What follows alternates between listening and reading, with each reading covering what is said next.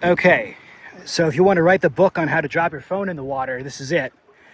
Air compressor is hooked up to this green tube, and this green tube is fed into, I think it's like, I don't know what, it's this vehicle water hose tube.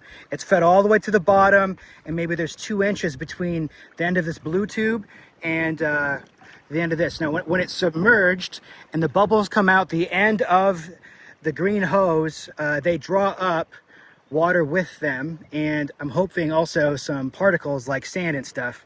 And the deeper this is, the better it works, and the more volume of air there is, the better it works. You can adjust the difference with this green tube and the bottom of the whatever you're trying to suck up, whether it's water or debris, and you can sort of fine tune it. But that's the concept. Small air compressor is able to draw out water gurgly like a coffee maker, and here's what happens. Now I'm going to try to record this without dropping my phone in the water. Alright, so air compressor is blowing air through this tube. The green tube is fed through the blue tube. And the closer I get it to the bottom of the water, the better it works. And it just sort of will cough up water like that.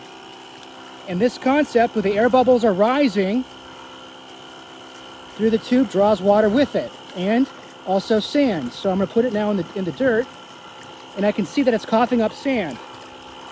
Why does that matter? Because I'm digging a well, and I'm going to use this same concept to draw the similar materials out of the well. And the deeper this pipe is, as long as you can bring air down to the bottom, which is pretty simple math, just the water pressure at that depth. As long as you can blow air down there at the higher volume, you can blow the air down, the more it will cough up stuff. So I'm going to do 2 things when I drill a well.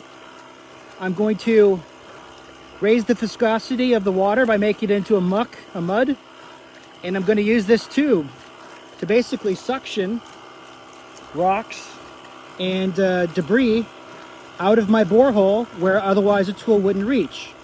I'll probably use PVC pipe. But I also will use this same concept when the well is drilled until I get it really set up. I'll use the same concept for just pumping water, because if I have the tube not at the very bottom of the well, let's say, it'll just cough up and bring out water. This is really, no moving parts are submerged, so there's no valve to have anything really go wrong. I'll probably put maybe a check valve, maybe I won't. If I were to kill this air compressor right now, it would shoot water up the green tube, right? Because of the pressure difference. But right now, with the high pressure water coming out of the end of the green tubes, it will draw up this much water. And you can see only half the tube is probably buried. I'm just trying not to drop my phone as much. Now I'll put it right in the dirt. Now it's right in the dirt, and it's bringing up debris. Uh-oh, my air compressor died. Probably some auto shut-off feature.